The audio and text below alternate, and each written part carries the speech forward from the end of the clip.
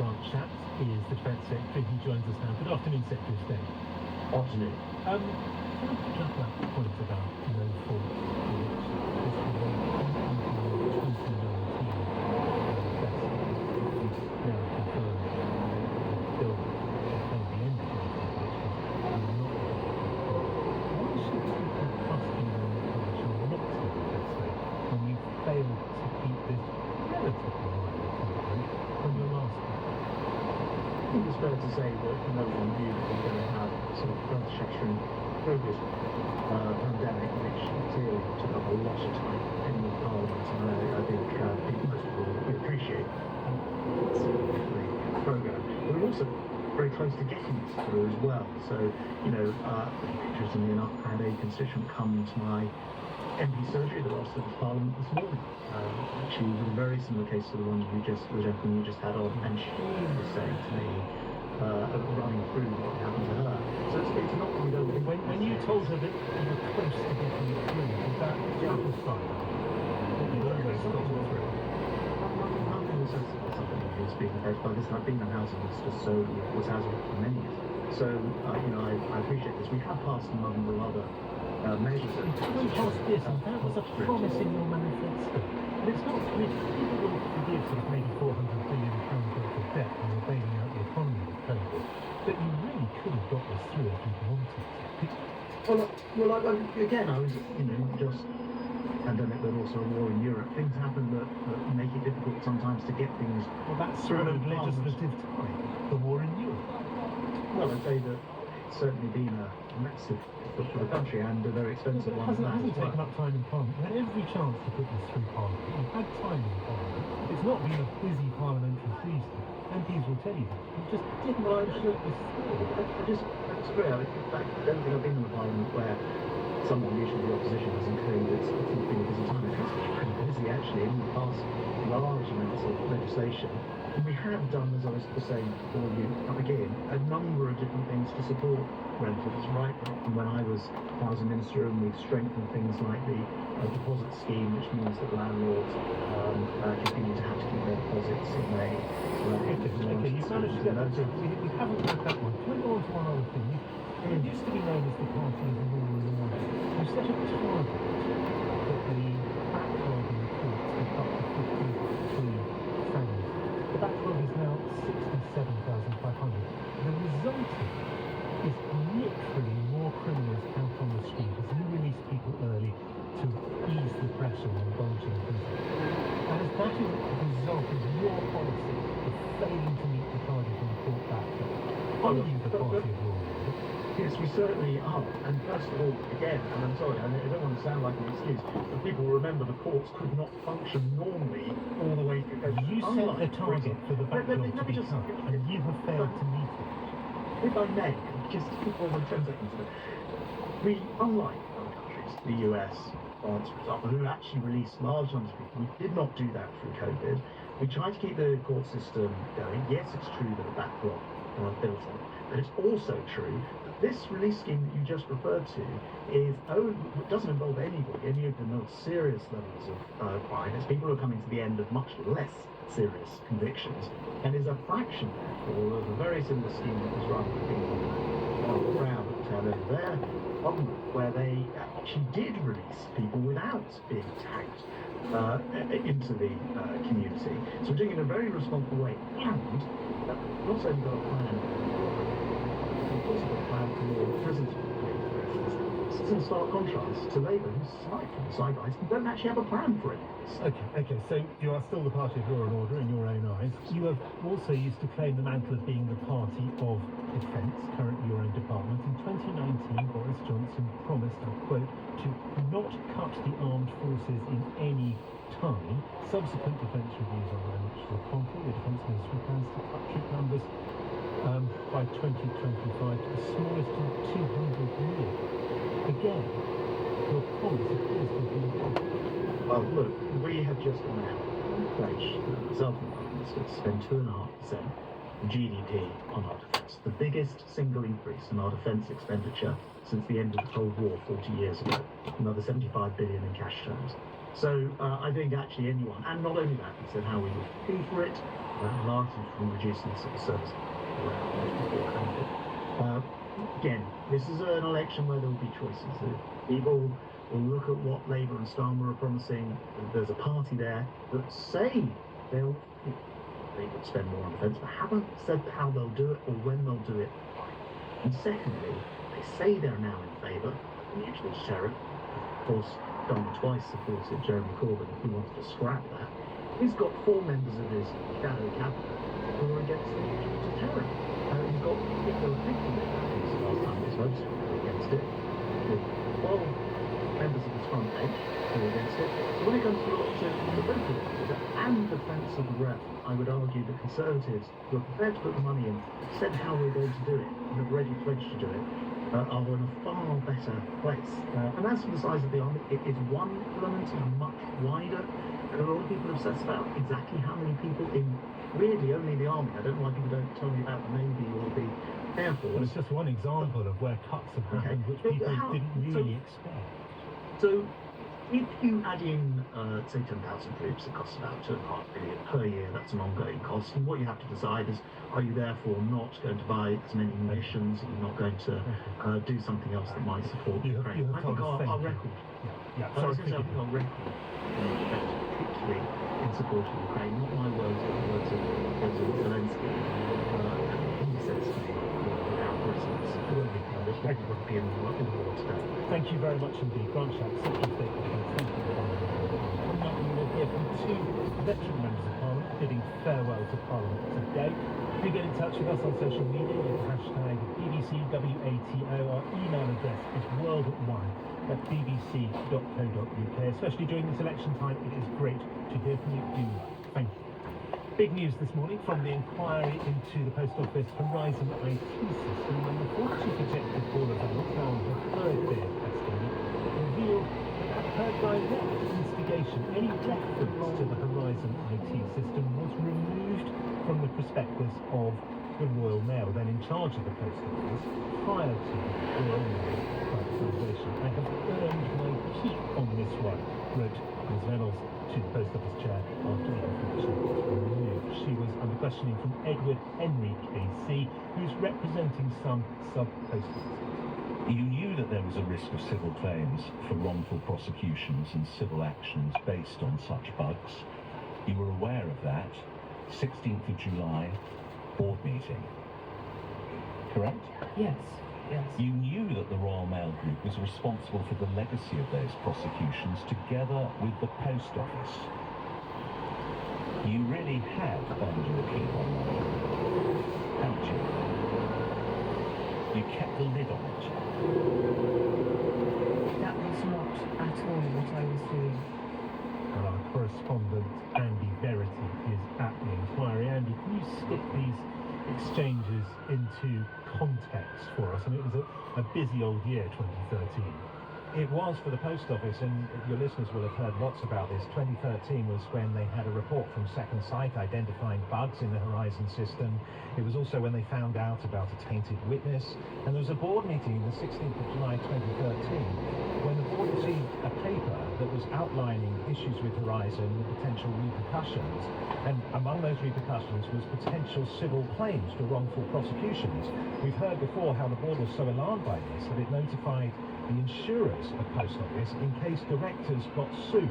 So that's clearly a material financial risk which the board is worried about. And yet we hear then that Paula Venables removes reference to Horizon in the Royal Mail Group flotation. Now the reason that's significant, Royal Mail Group and Post Office weren't separate until April 2012. Before that, during the time when most of the bad prosecutions took place in the noughties, Royal Mail Group was the entity, Post Office was just a subsidiary. So it would have had very serious repercussions if Paula Venables accepted it. It would have been devastating for the privatisation if the prospectus had contained a reference to something that might lead to the reopening of all these prosecutions. It would have been devastating if she accepted, and then she accepted that she'd got it removed and sent an email to her boss, Alice Perkins, the chair of the Post Office, to say, I've earned my keep on this one. But of course, if you're an investor in Royal Mail Group shares, you want to know all the material risks. And that's what the law says you've got to put in the prospectus. So this is a very serious development that Paula Venables has admitted removing reference to Horizon from that. Do you expect, I must ask you to brief Andy, but do you expect further repercussions as a result of this particular point? Well, she's tried to deflect it by saying that she didn't feel it was relevant to Royal Mail Group flotation, but that's not really necessarily for her to decide. If she's pressed on it further, I think we'll get some interesting answers. Andy, thank you very much indeed. Andy Verity, our correspondent at the Times. The sight of a Prime Minister or a Cabinet Minister surrounded by men and women in high visibility vests is a cruel reminder of the demands of television on political campaigning. But digital media should enable politicos to target messages and criticism of rivals, and of course bypass what is dismissed contemptuously as legacy media with its dreary requirements for truthfulness and balance. How will eyeballs be engaged then on little black screens over the next 6 weeks? Twitter, Instagram and Facebook are already full of these. Now is the moment for Britain to choose its future. Record amounts of funding in our NHS is stopping. It's time for change. Britain is a great and proud country, but after 14 years under the Tories, nothing seems to work anymore. Well, we're ready for the general election on July the 4th. Reform UK is the party with the common sense policies. The general election has been called. And now voters across the country will have the chance to elect the next generation of Green MPs. Well, we will be keeping a jaded, maybe not jaded, maybe critical eye on the digital campaign with the help of Kate Dommett, who is Professor of Digital Politics at Sheffield University. Good afternoon. Good afternoon. Can I ask you first of all where you think parties will be putting their firepower? What platforms will attract? Well, I think this time round we're really going to see parties trying to kind of engage on a number of different platforms. So last time round we really saw the focus on Facebook, and we are undoubtedly going to see an awful lot of content on Facebook again. But I imagine that we're also going to see it in other places. So YouTube, parties will definitely be an experiment using more YouTube video ads, especially unskippable ads. So unlikely to have your viewing online interrupted there. But we're also going to see parties try and kind of cut through to our mobile phone use. So, using WhatsApp, having kind of WhatsApp channels we've already seen created, or just more content forwarded through friendship groups or local community groups. Do you expect this to be sort of simple advertising buys, with the parties spending money with these platforms to put a message out? Or is it more about seeding messages out, getting them out there, and hopefully they are then passed on by others? So it's going to be a real mix of both. So this election, the spending limits have been raised, so there's more money available to parties than ever before, and it's likely that they'll spend quite a portion of that on online advertising. So things like these YouTube pre-roll ads. But we also know that what we call peer-to-peer sharing, where it's being sent a message by your best friend or by someone down the road, is also a really effective form of communication. So they're going to also try and encourage this kind of what we call more organic sharing of content. Okay, thank you very much indeed. We will come back to you, if we may, as the campaign, the digital campaign in particular, obviously develops, and try and get your thoughts on that. We appreciate it very much. Kate Dommett there from Sheffield University.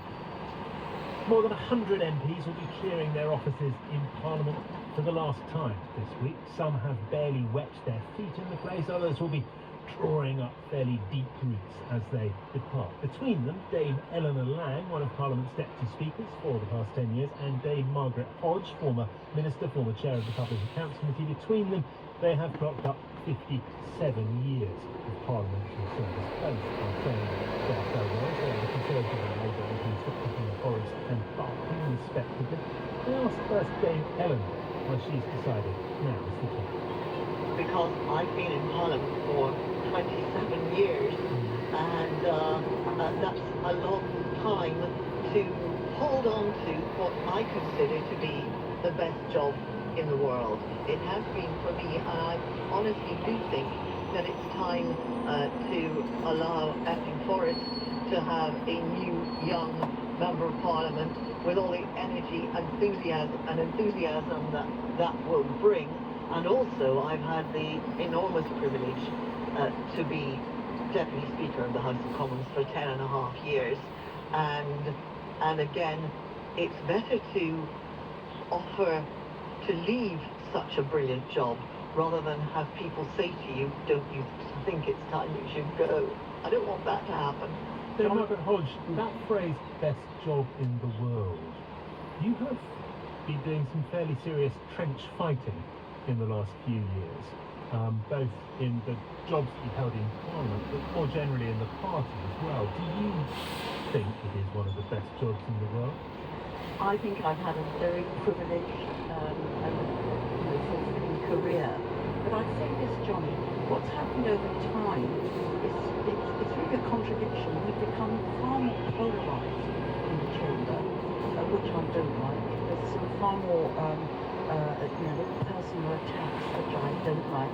But at the same time, and this is the contradiction, certainly in the last 14 years when I've been a member of the opposition, if you want to get things done, you have to do things collaboratively across the chamber.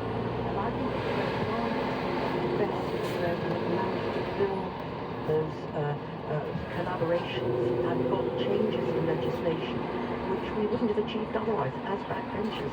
So in an odd way, I've had the privilege of being a government minister and a backbencher. In these last years, in all sorts of ways, I feel I've really helped us to move the world on a little bit. Can I just add one more reflection, Johnny, which is that I think the sad thing is that when I first came into Parliament, I could hardly telling anybody I met in the street I'm an MP. That's gone a little bit. There's a massive distrust in politics now. And one of my fears is that actually the turnout in the general election will be low. Not because people are apathetic, but because they're angry with politicians. And I think the challenge for the next generation is to rebuild trust with politicians by cleaning it up and by doing politics in a different way. You have spoken then about being the guardian of trust in Parliament, about Parliament's role. You also saw, as Deputy Speaker, some of the most turbulent times in the relationship between the executive and the legislature. I'm thinking particularly of the prorogation of Parliament, the suspension, specifically to stop it passing a law that the executive didn't fancy.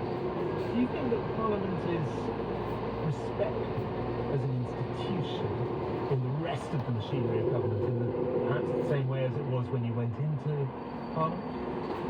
The chapter of politics to which you refer was most unfortunate.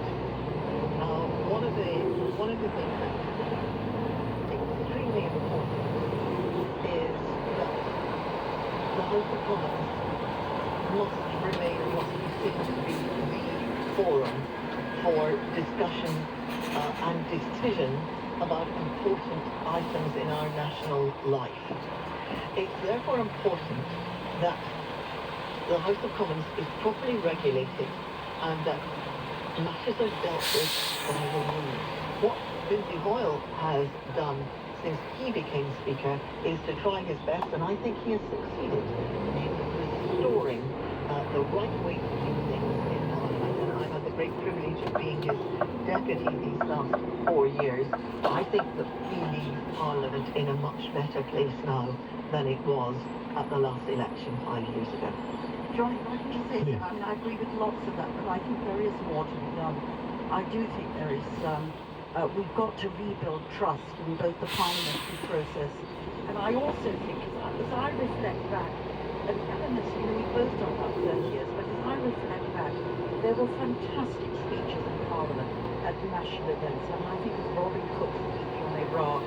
I think it's Tony Blair talking about Northern Ireland. I think it's David Blunkett talking about 9/11. Those were really powerful moments when we felt we had to be in the chamber and we were witnessing something great.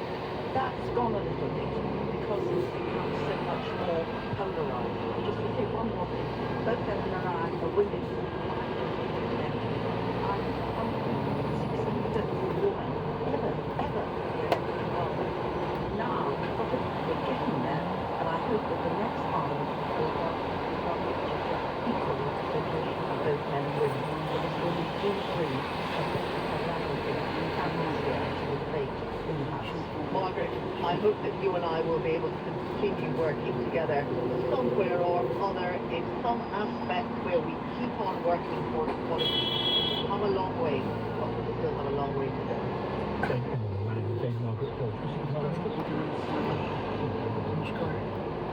Our main headlines this lunchtime: the former Labour leader Jeremy Corbyn, who lost the Labour whip, has confirmed that he will stand as an independent in the Islington North constituency. More information about the constituency and standing on the BBC website. Barristers for victims of the Post Office IT scandal have told the company's former chief executive Paula Bennells that her behaviour was deliberate, considered and calculated. Under questioning at the public inquiry, she agreed she had no one to blame but herself for what happened. And household energy bills will fall again in July when the price cap drops by 7% in England, Scotland and Wales. PM is at 5. This is Johnny Diamond, and that's the world at 1:45. Studio direction was by Alicia Thirsting, and the editor was Rebecca Keaton. Now on Radio 4, we continue our series Shadow War, China and the West, which has been looking at the points of friction between the two. Today, Gordon Carrera asks if tension could lead to something more serious. One's right there. Okay, he's coming in underneath you. He was underneath us, and that's when he came and rammed into our left wing. We left Shane Osborne in April 2001 in trouble over the South China Seas. My far left engine cut his fuselage in half. His tail broke apart. Then his nose broke apart and impacted the nose of my aircraft as we flipped inverted. Next thing I know, I'm staring up at the South China Sea and we're in an inverted dive with no nose, explosive decompression, and severe problems. Shane was captain of an American spy plane flying in international airspace off China's coast, collecting radio and radar signals. But one of the Chinese pilots buzzing his propeller plane had got too close. As they tumbled towards the sea, time was running out, but there was a job to do. Get rid of the intelligence gear on their plane. We were in a bad way, so I called for the emergency destruction checklist. The crew in the back did a great job. They were pinned to the floor in this violent inverted maneuver in an aircraft, but they got up, took the emergency exits off and started throwing the equipment out, destroying it. Their base back in Okinawa was too far away. They were going to have to land in China, sparking a crisis between Washington and Beijing.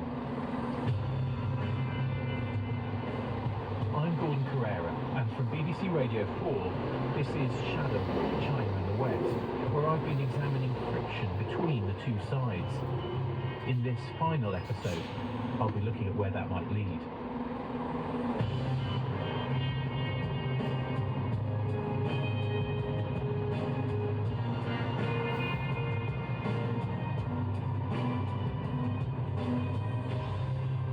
Episode 10, Collision.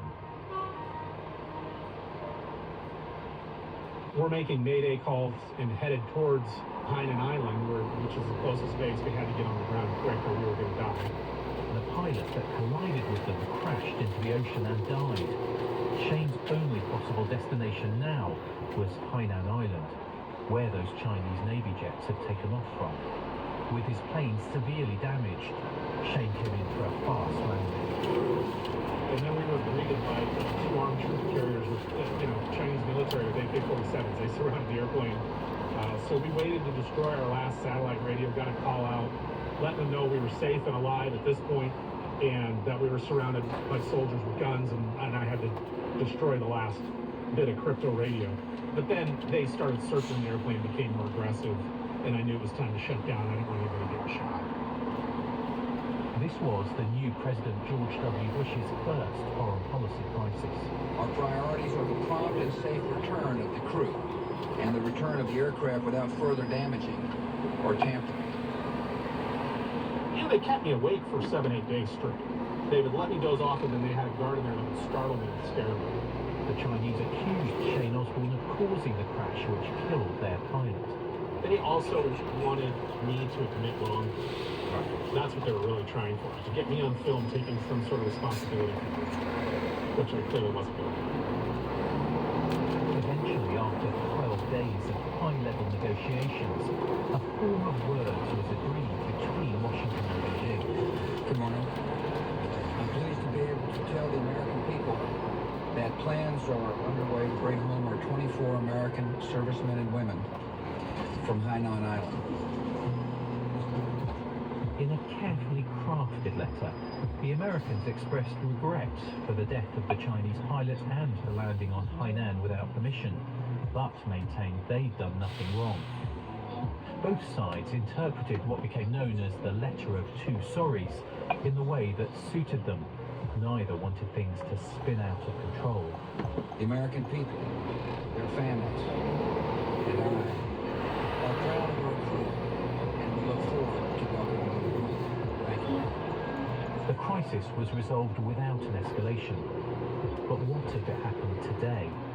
Tensions have been running high, with more near misses. We're going to breaking news now. A Chinese warplane has fired flares at an Australian helicopter. Beijing tonight after a near miss between an Australian Navy helicopter and a Chinese Air Force plane in the Yellow Sea. That was very recently in the sea between China and Korea. Just days before the Australian incident, a Chinese vessel fires water cannon at a Filipino Coast Guard ship in the South China Seas. The Chinese attacks continued for half an hour. Much has changed since 2001. China is stronger and more assertive, and relations with the West more tense. So could all this friction really lead to war? That's what I want to explore now. In a rare interview, I asked Sir Richard Moore, the head of Britain's Overseas Intelligence Service, MI6, about whether he saw China as a threat. China is a major power, it's a great power, and it's a power that aspires to increase its power in the world, and I think ultimately it aspires to displace the United States as the foremost power. It's also run by people who don't share our worldview, and who often contest fiercely UK interests, whether that's in the United Kingdom itself or it's overseas. Do we need to worry about conflict? I mean, are we heading to China? In these sort of circumstances, in the rather dangerous contested world we're living in, we should always be on conflict, and we should set ourselves to avoid it, particularly when we have powers that may not always understand each other as well as they should. In this series, we've been looking at points of friction, whether over free speech or economic espionage. They come from tectonic plates shifting, and an important question: who shapes the international order? It's a battle over control of institutions, over values and influence. Professor Steve Tsang from London School of Oriental and African Studies. Under Xi Jinping, China is seeking to change the international order and the international norm to make the world safe for autocracies and autocrats, practically at the expense of democracies and rule. And that, I think, real challenges are. The view from China, on the other hand, is that the current international system is one the US has created to serve its own interests and values. China does not pose a challenge. They are not self-economic benefits. Its interests itself. Hu Ying is former Chinese ambassador to the UK and former Vice Minister for Foreign Affairs. She says China isn't going to impose its system on us. It is taking a different approach. It US wants to continue to play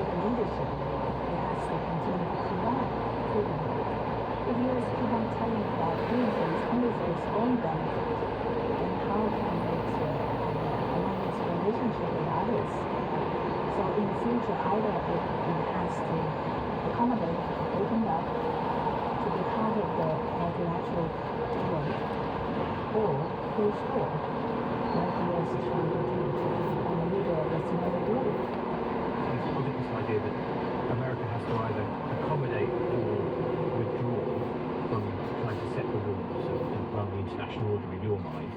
It clearly believes that it is a danger to live in an international order in which China sets the rules. China has not made any China wishes that the countries in the world work together to solve problems. And if there's the need for making rules, countries should do it together. I think the U.S. concern of China is on its own mirror image. It is afraid that China will do the things that it did in the past. That the US did in the past. Yeah, yes. But those worried about what a Chinese-led world order looks like believe the West needs to stand up for its values, even if that does lead to friction. The last governor of Hong Kong, Chris Patten. What I want is for us to not lose our self-respect, to not lose our marbles, and think that we should accept that the Chinese have a sort of mandate of heaven, and that everybody else should look the other way when they behave badly. In other words, we shouldn't worry about friction between us and China. There is going to be friction in your mind. Yeah, I think unless there is some friction with an understanding that we mean what we say, there could be much bigger friction. The West, distracted by other crises, but also keen on access to China's market and money, has been slow to appreciate the tectonic changes. The Western world was asleep, and it's had a rude awakening. John Gerson has been watching the relationship for half a century, but he worries that the West may now overcorrect and lurch towards confrontation. By that I mean, people who've been asleep at the wheel and then wake up to find themselves in the wrong lane have a tendency to rip the steering wheel over and crash into a tree. To kind of overcorrect, steer the other way.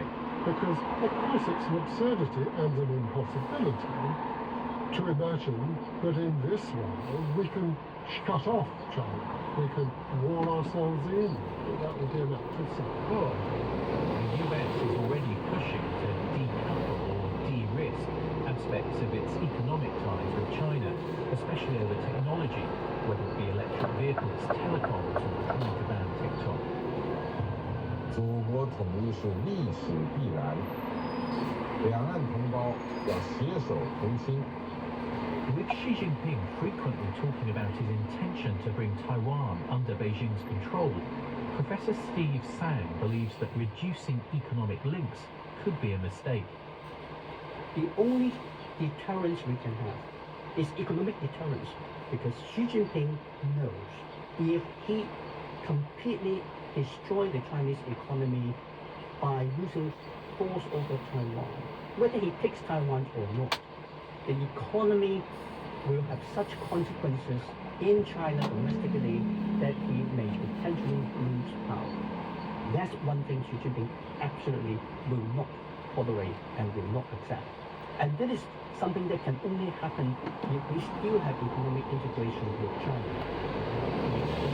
Get back into a Cold War situation where the East and the West have no real economic links. Then we have absolutely no leverage. We focus mainly on the friction and the dangers. We shouldn't forget there are many benefits from the West and China cooperating, dealing with challenges like climate change or finding cures for diseases. But one major risk is a failure to understand each other, particularly at a time when there seem to be weekly accusations of espionage and interference. The Chinese Communist Party is accused of all kinds of nefarious activities, stealing Western technology, political interference, illegal territorial claims, failing to uphold international agreements it signed up to. Xiaohua Wang, the Tiananmen Square student leader who fled China, believes what's happening is essentially a conflict about values, one to be fought not militarily, but by promoting people's rights and the rule of law. All those strong men around the world are watching each other. So if China can do this, maybe we can do too. I agree that we must have engagement with China. However, economic engagement alone, you would lose out in the future. That's very short-sighted. You must come with other tools to protect yourself, and you will see in the long run that it will also protect Chinese people. There have been renewed contacts in recent months between Beijing and Washington. No one wants another incident like Shane Osborne's over the South China Sea, escalating into an accidental conflict. But that doesn't take away the deeper challenge of two sides struggling to work out how they can live with each other. And that means what has sometimes been a shadow war in the last few decades will increasingly move into the open. Shadow War, China and the West was presented by Gordon Corral. The producer was John Murphy and the editor of the series is Penny Murphy. After the news, emotions run high for Tom and Vince finds himself cornered and watches. It's one of the world's most revered museums. The British Museum is a globally renowned institution. But something suspicious has been happening inside. The thief was quite possibly free of love. The remarkable series of hunt for missing treasures. Somehow. Thief and the British Museum, presented by begins next Monday to Friday at 1:45 on Radio 4 and BBC Sounds.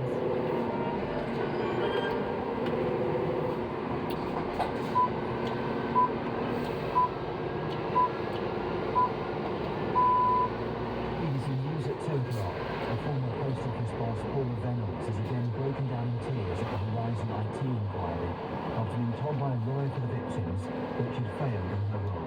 She was accused by Sam Steincasey of talking absolute rubbish after saying she wanted the best for the company and her staff. Our correspondent of the inquiry, Azalea Mashiri, says Ms Reynolds was pressed on how much she knew about the faulty accounting software. We had Edward Henry, lawyer for victims, really questioning the timeline and not being able to understand how it could be possible that her lawyers got right who would be aware of bugs in the Horizon IT system that would allow their employees also to access sub-postmasters' branch accounts without the sub-postmasters even knowing. How could they know that information without all of them knowing it? She insisted that she didn't. The Israeli military says it's retrieved the bodies of 3 hostages in Gaza who were killed by Hamas during the October the 7th attacks. It said they were recovered by the army and the intelligence services in a joint operation in northern Gaza. Craig McKinley, the Conservative MP who had his feet and hands amputated because of sepsis, says he won't stand for re-election on July the 4th. He said his heart tells me to stand again, but my head knows this to be impossible. Rishi Sunak has said he's disappointed that his bill banning young people from ever buying tobacco will become law before Prime Minister Solve this evening. But he said it was evidence of the bold action he's prepared to take if he's re-elected. The Labour leader, Sir Keir Starmer, told BBC his party is only making commitments that he knows it will fulfil. A child has contracted viral disease after swimming in a river on the Essex-Suffolk border. Devon Parish Council has written to parents warning of the dangers of entering the section of the River Stour. The disease is spread in the urine of infected animals. BBC News. Is it going to take 685 years to clear NHS waiting lists in England? Are 10% of MPs under investigation for sexual misconduct? How does gold affect the UK's export figures? And what does it mean to say when a woman has a 120% chance of getting pregnant? More or less investigates some of the numbers in the news, coming up after this afternoon at 4:30. The Now on Radio 4's The Archers, and Freddie is hatching a plan while Tom recalls some distressing plans.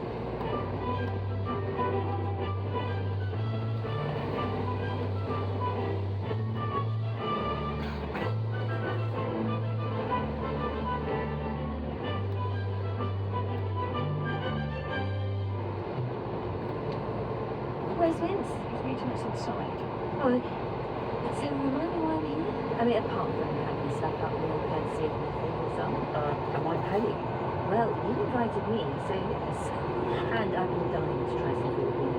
Right, well, If I'm covering the bill, then you've got to do a lot of nodding and agreeing. With you or with Vince? With me, of course. What, so I nod my head at you and shake my head at you? You got it. I don't get dizzy. It's all in good cause, which you'll totally understand once we're inside. Then I shall nod heartily for myself. Oh look, there's Mick coming out of Underwoods. Mick! Over here! Hi there, Mick. Hey, I've just bought some jigsaws for Joy's birthday. What a good idea. And I'll stop at Rochelle's on my way home. Right, there's no way back then. Another dicky bird. I may as well knock on the door, he's not been lost. Absolutely. There must be an old address. He's the only one in Joy's book, and she's always sending little cards and whatnots to the kiddies. You're talking about Joy's daughter? Rochelle, yes. Well, we thought it'd be nice for her to be at Joy's surprise party on Friday. Right. How are you, Mick? Fully recovered? Being in security, I'm used to finding myself in the middle of action. No one got killed. Well, this birthday tea will show Joy that we're all good. For sure. I'll let you know how I get on. Yeah, keep you posted. Bye, Nick. See you. Okay then. Shall we go in? Yes, please. Now, this box is missing some Naughty George. So we'll just add some. Like this. Hey, Tom, you done said you'd be... Sorry. Are they? Oh, finally. I was being as boring as I could, which I know isn't hard. You said it, not me. They missed their nap earlier, so it's an early night for them. The gorgeous, mate. We were asleep, yeah. Oh, sorry, Alison. Oh, no. Don't be. How are you doing? Fine, yeah. That's good. Hey, should we get down to talking tactics for the T20? Oh, yeah.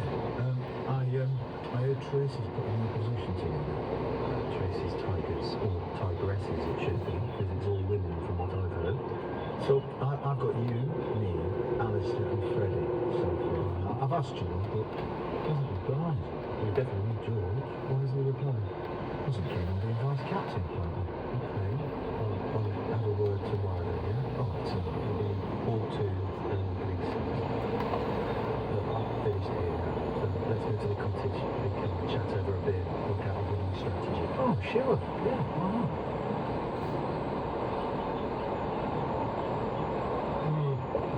Well, that filled a hole. Vince, don't be so rude. You loved every mouthful. My spring rolls were exquisite. Oh, you really good taste. Oops, too late. How was the pork lumpia, Freddie? Yeah, really good, yeah. I like the informality here. It's so friendly. I recognise the couple behind me. Not sure. Oh, are they from the Laurels? Christine's favourite area, and Matty is one of the nurses. And they run this place family style, because that's how the food's served in the Philippines. Really? Yeah. Well, I thought the waitress was excellent. You know, talking us through the different textures and flavours. And she was right about the sweetness. Oh, absolutely. I can't wait for my main dish.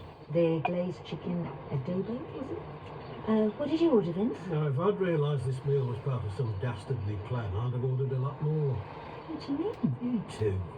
You know, so cheery enthusiasm. I smell a gigantic rat. Nonsense. I'm always cheerily enthusiastic, thank you. Oh, hang on. It's not about our canteen again. It might be. I ordered a job lot of Tabasco sauce, didn't I? Which was a start. Yeah, very small. I really want some takeaway from this place, if that's what you're suggesting. Our Filipino butchers can spend their own hard-earned cash in the other higher meals. Oh, we can take it. It's fabulous, Sandy. What? You will do that for yours now? Why, I might do. No, that's not what I'm suggesting. What I had in mind is cheaper than that. The chef here is willing to do some training for us so that we can actually offer a Filipino option. Just an hour, then, eh? Hang on. Which is probably cheaper than we could take with mum.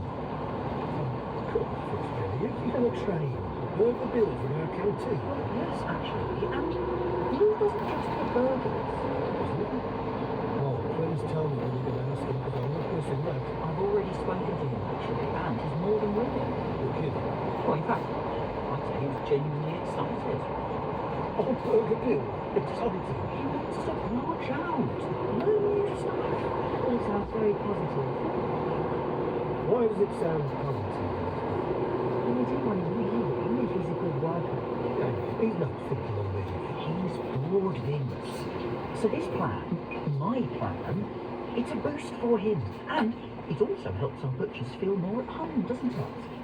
Not all our staff are from the Philippines, Flippy. So we start with a Filipino option and we build from there. It'll be great for morale. Yeah, morale is so important, Vince. And retention is my top priority nowadays.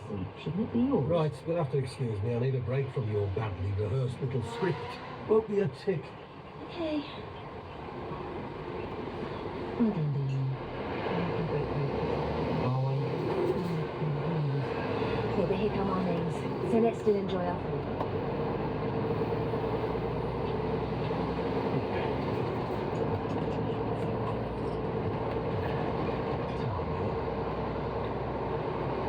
Went down on Karen. For once. I should be back in a while, so we'll settle in properly then. In the meantime, should we talk tactics? Cheers. Where's the other significant? Salon's definitely quiet. When nervous things are going crazy, she turns into the whole. To be fair, both of them still.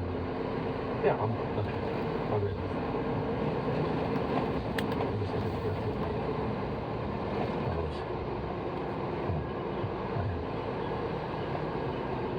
I remember how numb I felt after Kirsty's miscarriage. Completely awful. Pointless somehow. Because it wasn't even my body. I realise it's different from us. Fallon's pregnancy was so early. You still also. I think the hardest thing for me was I just couldn't. I didn't know how I was supposed to feel. It was Kirsty's loss too, obviously, but because we worked together, we couldn't really share the pain properly. She managed to accept what happened and found her own way of grieving, whereas I felt like I got left behind. Yeah. I couldn't get my head around it. This tiny little human being, our beautiful little boy was gone.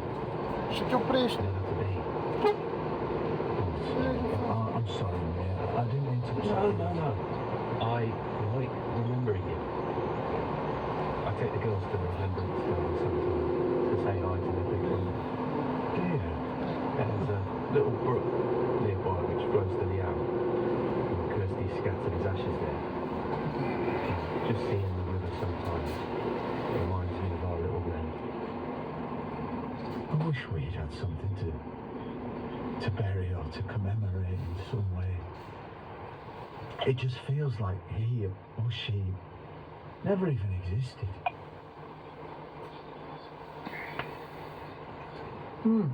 Every mouthful's slightly different, isn't it? Should we have waited for Vince? I'm sorry, but it's too delicious. Anyway, he's probably on a phone call. He's always on his phone when we're out. It's very annoying. Pot and kettle, just saying? Yeah, but it's Mick. He might have found her. Oh, Joy's daughter? Yeah, I'll just answer quickly. Hello, Mick. Any luck? Sorry, no, wasted time. Oh, dear. This guy opened the door, eventually. The lights are on, but I must have been knocking for a good 5 minutes. Really? He had no clue who I was talking about and told me not to bother him again. Oh, what a shame. But Rochelle will ring tomorrow for her mum's birthday, won't she? Yeah, maybe. Look, I'd better go, Mick, but well done for trying, and I'll see you at the party. Thanks, love. See you tomorrow. Yeah, bye. You are always on the phone when we go out, Elizabeth Pargeter. I am not. How's the Balalo, Freddie? Great. Beef smells good. I've just been asking who supplies their meat. You? I had a little chat with the manager as soon as I was passing. Yeah? We don't supply him, do we? Not as yet. I promised to quote him a better price if he'll sort out that training you mentioned. What? You mean the training for Bill? You're letting us do it? Ross. You join in if you like, kid. I'd rather just enjoy the results. I told you you'd listen. Excuse me. I'm not a complete pushover. I'll admit it, you're just a big softie. Basically, I can't afford to lose Burger Bill, so anything's worth a try. But This is the only thing I'm bending on, okay? I am merely dipping my toe in your gastronomic vision, Freddie, right? One dip of my little toe. Oh, shush, you're putting on my food. No chance of that. Although I did want to come back to my idea of installing a gym in the first floor store. Oh, hold your horses. Well, healthy workers make happy workers. Oh, come I like the sound of that. Healthy workers make happy workers. Yeah, I mean, I completely agree. pair of you. Give me indigestion. You don't seem to be sharing with Ben either, right? I mean, she's never wanted kids, so I don't know what I expected. But now it's happened, I'm sure it changes anything. No, never mind. At least you know it's possible, fertility-wise. But how does that help? I don't know, Tom. I feel sort of stuck. Yeah. Yeah, it's hard. I'm not sure I even started accepting it until after we had the girls. Sorry, I know that doesn't help either. Fallon's probably still processing everything that's happened. Yeah. Isn't there a chance she might feel differently once she's recovered? Because actually there's nothing to stop you. Well, I don't mean trying again, exactly, because you weren't, but, you know. If Fallon and me, if we could just talk about it. To be honest, I always saw myself having a house full of kids, playing silly games in the garden, giving them a cuddle when they trip over, and I'd put all that to bed, you know, because that's what Fallon wanted, and I was alright with that. Were you? I thought.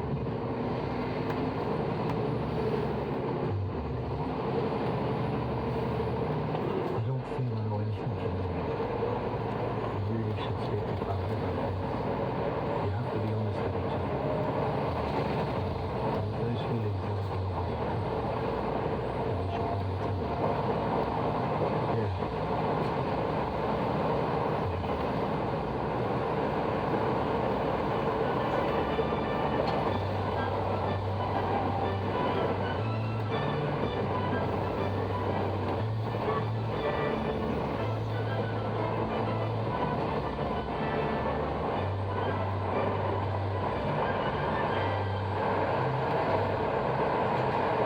The details of organisations which offer advice and support with miscarriage and pregnancy-related issues go online to bbc.co.uk/action.